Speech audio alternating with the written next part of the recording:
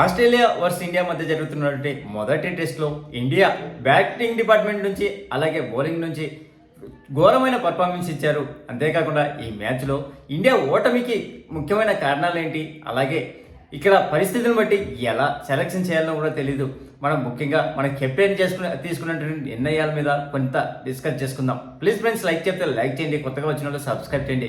మొదటగా మనకు ఈ ఇయర్లో అది ఛాంపియన్స్ ట్రోఫీస్ తర్వాత మొదటిసారిగా ఇండియా ఆడుతుంది. ఈ మ్యాచ్లో టాస్కి వెళ్ళినటువంటి కెప్టెన్ శుభం గిల్ మరీ ఓడిపోయిండు. ఇప్పటి వరకు వరుసగా 16 సార్లు టాస్ ఓడిపోవడము, చెత్త రికార్డ్ మూట కలుపుకున్నాడు. అదైపోతే మెయిన్ ఈ పిచ్ అంటే టాస్ చాలా కీలకం. ఎందుకంటే టాస్ గెలిచినటువంటి టీము ఖచ్చితంగా బౌలింగ్ ఎంచుకుంటుంది. అదే చేసింది ఆస్ట్రేలియా. టాస్ ఓడిపోవడము ఇండియాకు పెద్ద మైనస్ పాయింట్ అయింది. తర్వాత ఇక్కడ ఆకాశం మబ్బులు కలుకొని అప్పుడప్పుడు చినుకులు పడుతూ ఉన్నదాన్ని సద్వినియోగం చేసుకుంటూ ఆస్ట్రేలియా బౌలర్లు అద్భుతంగా బౌల్ చేశాడు. ఇక్కడ మన ఓపెనర్ అయినటువంటి రోహిత్ శర్మ బాగా ఫోర్లు కొట్టి టచ్లో ఉన్న దాంట్లో హజలువుడ్ వేసినటువంటి బాల్కు అర్థం చేసుకోలేక స్లిప్లో క్లాచ్ ఇచ్చి అవుట్ అయిపోయాడు. తర్వాత విరాట్ కోహ్లీ 8 బాల్ ఆడి కనీసం ఒక్క పరుగు కూడా చేయకుండా స్టాక్ బౌలింగ్లో అవుట్ కావడము, ఇక మన కెప్టెన్ 18 బంతులు ఆడి 10 పరుగులు చేసి అవుట్ అయ్యడము. అవుట్ అయిన తర్వాత కొద్ది కాకుండా సిగ్గు శరం లేకుండా పోయి పాప్కార్న్ తింటూ నవ్వుకుంటుండు. అసలు ఏమైంది, అసలు ఇదేంటి అనే ఆ విధంగా ట్రోల్ అవుతున్నవి. తర్వాత శ్రేయస్ అయ్యర్ కూడా ఎక్కువసేపు నిలదొక్కుకోకుండా 11 పరుగులు చేసి అతను అవుట్ అవడము. 40 పరుగులకే ఇండియా కీలకమైన 4 వికెట్లు కోల్పోవడము ఇండియాకు అప్పటికే పీకల్లోతు కష్టాల్లో ఉంది. ఈ టైంలో కీపర్ అయినటువంటి కేఎల్ రాహుల్ అలాగే ఇక్కడ మరొక ఆల్రౌండర్ అయినటువంటి అక్షర్ పటేల్తో కలిసి కొద్దిసేపు ఇన్నింగ్స్ను పునరుద్ధరించడానికి వీళ్ళిద్దరూ బాగా ఆడారు. 39 పరుగుల పార్ట్నర్షిప్ నమోదు చేశారు. ఆ టైంలో అక్షర్ పటేల్ 31 పరుగుల వద్ద కునిమన్ బౌలింగ్లో అవుట్ కావడము. తర్వాత రాహుల్ ఇక్కడ చివరి ఓవర్లో వరుసగా 2 సిక్స్లు కొట్టడము, అది కొద్దిగా ఇన్నింగ్స్ మొత్తానికి హైలైట్ అనిపించింది. తర్వాత చివరిలో హిట్టింగ్ చేయడానికి కోసం ప్రయత్నించి 38 పరుగుల వద్ద మిచెల్ ఓవెన్ బౌలింగ్లో అవుట్ కావడము. చివరిలో వచ్చినటువంటి వాషింగ్టన్ సుందర్ కున్మెన్ బౌలింగ్లో 10 పరుగుల వద్ద రివర్షిప్ కోసం ట్రై చేసి క్లీన్ బౌల్డ్ కావడం జరిగింది. తర్వాత ఇక్కడ నితీష్ కుమార్ రెడ్డి ఈ మ్యాచ్ ద్వారా ఓడేలో అరంగేటం చేశాడు. దీనికి అరంగేటం చేసే ముందు రోహిత్ శర్మ తనకి క్యాప్ ఇచ్చాడు. ఈ మ్యాచ్లో బ్యాటింగ్ దిగినటువంటి నితీష్ కుమార్ రెడ్డి చివరిలో అతను చేసినటువంటి పరుగుల వల్ల అట్లీస్ట్ కొద్దిగా గౌరవప్రదమైన స్కోర్ అయినా దక్కినాయి. లేకపోతే ఈరోజు వాన పడి ఇండియాకి హెల్ప్ చేసిందని చెప్పొచ్చు. ఎందుకంటే కనీసం 50 ఓవర్లు కూడా ఆడకుండా చతికిలు పడతారని మనకు అర్థమైపోయింది ఇలా బ్యాటింగ్ చూస్తే. కానీ ఆ వాన పడి మ్యాచ్లు కుదించేసి కేవలం 26 ఓవర్లు మాత్రమే చేశారు.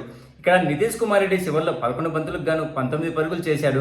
తర్వాత హర్షిత్ రాణా 1 పరుగు చేసి ఓవెన్ బౌలింగ్లో అవుట్ కావడము, హర్షదీప్ సింగ్ డక్అవుట్ రన్అట్ రూపంలో అవుట్ కావడము. చివరికి 26 ఓవర్లకు గాను 136కు 9 వికెట్లు కోల్పోయింది. ఆస్ట్రేలియా బౌలర్లో హజల్వుడ్కు 2 వికెట్లు, అలాగే మిచెల్ ఓవెన్కు అలాగే కునిమ్యాన్కు 2 వికెట్లు తగ్గగా మిచెల్ స్టార్క్ నాథన్ హెల్లిస్కు 1 వికెట్ దక్కింది. తర్వాత డక్వర్త్ లూయిస్ ప్రకారం 131 పరుగులు టార్గెట్ ఇచ్చారు. ఇక్కడ హాజీలోనే అంశపాదన్నట్టు ఆస్ట్రేలియాకు వికెట్ జరిగింది. 2వ ఓవర్లోనే ట్రావిస్ హెడ్ను హర్షదీప్ సింగ్ అవుట్ చేశాడు 8 పరుగుల వద్ద, అతని వ్యక్తిగత 8 పరుగుల వద్ద. ఆ తర్వాత ఎక్కువసేపు లేకుండా స్కాట్ను కూడా అక్షర్ పటేల్ అవుట్ చేయడము. ఇక్కడ నుంచి ఓపెనర్ అయినటువంటి కెప్టెన్ మిచెల్ మార్ష్ అలాగే ఫిలిప్స్ యువగా ప్లేయర్ అయినటువంటి ఫిలిప్స్తో కలిసి మరొక వికెట్ పడకుండా ఇద్దరు మంచిగా అడపదడప సింగిల్స్ చేస్తూ 2Ds తీస్తూ జట్టు మీద ఒత్తిడి లేకుండా చేశారు. తర్వాత చివరిలో వాషింగ్టన్ సుందర్ బౌలింగ్లో హర్షదీప్ సింగ్ క్యాచ్ పట్టి ఫిలిప్స్ను అవుట్ చేశారు. చివరి వరకు మిచెల్ స్టార్క్ అలాగే మ్యాట్ రెన్సో మరొక వికెట్ పడకుండా లాంఛనాన్ని కంప్లీట్ చేశారు. 21.1 ఓవర్కి గాను 131 టార్గెట్ రీచ్ చేశారు. ఈ మ్యాచ్లో ముఖ్యంగా మన దీంట్లో ఇండియాకు హర్షదీప్ సింగ్కు 1 వికెట్, అలాగే అక్షర్ పటేల్కు 1 వికెట్, సుందర్కు 1 వికెట్ దక్కది. ఇంకా ఈ మ్యాచ్లో ఇండియా ఓటమికి అలాగే కొన్ని చెత్త రికార్డులు కూడా చూద్దాం. ఇప్పటి వరకు వరుసగా 8 మ్యాచ్లు విన్ అయినటువంటి ఇండియాకు ఈ మ్యాచ్ ఓటమితో ఆ రికార్డుకు బ్రేక్ పడింది. అదే కాకుండా ఇప్పటి వరకు ఇండియా తరపున ఈరోజు మన రోహిత్ శర్మది 500వ మ్యాచ్, అలాగే కోహ్లీది 551వ మ్యాచ్. అదే కాకుండా ఇక్కడ రోహిత్ శర్మ ఫెయిల్గా ఇప్పుడు ఇండియా ఓటమికి ముఖ్యమైన కారణం చూస్తే టాప్ ఆర్డర్ కుప్పకూలిపోవడము, అతి తక్కువ పరుగులకే రోహిత్ శర్మ అలాగే తర్వాత శుభం గిల్, విరాట్ కోహ్లీ ఇక్కడ విరాట్ కోహ్లీ ఒక చెత్త రికార్డు మూట కట్టుకున్నాడు. ఇషాంత్ శర్మ, జహీర్ ఖాన్ తర్వాత ఎక్కువ సార్లు డక్అవుట్ అయినటువంటి బ్యాట్స్మెన్గా చెత్త రికార్డు తన ఖాతాలో వేసుకున్నాడు. అంతేకాకుండా తర్వాత ఇక్కడ మనం మాట్లాడుకుంటే ఇండియా టాస్ ఓడిపోవడము దాన్ని మంచిగా సద్వినియోగం చేసుకునింది ఆస్ట్రేలియా బౌలర్లు. తర్వాత ఇక్కడ ఇండియా మెయిన్ ఇక్కడ నాకు అర్థం కాలేదు ఏంటంటే శుభం గిల్ కెప్టెన్సీ. వాషింగ్టన్ సుందర్ను జట్లో పెట్టుకుంటాడు. అతని బౌలింగ్ మీద నమ్మకం పెట్టుకోకుండా ఎప్పుడో చివరిలో ఇస్తాడు. అసలు దానికి పెట్టుకోవడం కంటే పక్కన పెట్టడమే బెటర్ కదా అనిపించింది. అతని మీద నమ్మకం ఉంటేనే జట్లో పెట్టుకొని అతనికి బౌలింగ్ ఎర్లీగా తీసుకొని వస్తే బెటర్ అనిపిస్తుంది. అలాగే మంచి ఫామ్లో ఉన్నటువంటి కుల్దీప్ యాదవ్ను పక్కన పెట్టేయడము, అతని ప్లేస్లో హర్షిత్ రాణా తీసుకొని రావడం. ఈ తోప్ ప్లేయరు బౌలింగ్లో కానీ ఏమి తెంచలేదు, అట్టనే బ్యాటింగ్లోన ఎరగదీశాడంటే అక్కడ పొడిచింది ఏమీ లేదు. మరి ఈయనకు సపోర్టింగ్గా గంభీర్ ఒకడు, ఎందుకో ఏమో అనేటట్టు అర్థం కాల.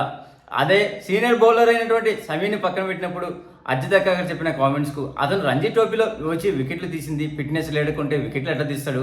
ఇది ముఖ్యంగా ఈ మ్యాచ్ ఓటమికి ముఖ్యమైన కారణంలో జట్టు సెలెక్షన్ చేసినటువంటి సెలెక్షన్ కమిటీ, అలాగే కెప్టెన్ కోచ్ది బాధ్యత తీసుకోవాలనిపిస్తుంది. ఇంకా ఈ మ్యాచ్లో ఇండియా ఒక క్యాలెండరీలో ఆడిన మొదటి మ్యాచ్లో ఓటమి అక్టోబర్లో గతంలో చాలాసార్లు జరిగింది. 1978లో మొదటిసారిగా అక్టోబర్ 13 ఓడిపోతే, తర్వాత 19న ఈరోజు, అలాగే 1991 అక్టోబర్ 23న ఓడిపోవడము, 1980లో డిసెంబర్లో ఓటమి చవి చూసింది. అలాగే కెప్టెన్గా తీసుకున్నటువంటి ఇతను 3 ఫార్మాట్లో మొదటి మ్యాచ్ ఓటమి దాంట్లో విరాట్ కోహ్లీ సరసన జరిగిండు మన ప్రజెంట్ కెప్టెన్ అయినటువంటి శుభం గిల్.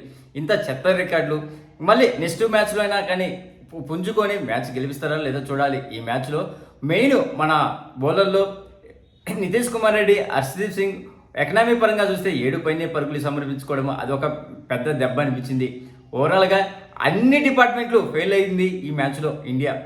ప్లీజ్ ఫ్రెండ్స్ లైక్ చెప్తే లైక్ చేయండి, కొత్తగా వచ్చిన వాళ్ళు సబ్స్క్రైబ్ చేయండి. Thank you. Signing off your Mahindra.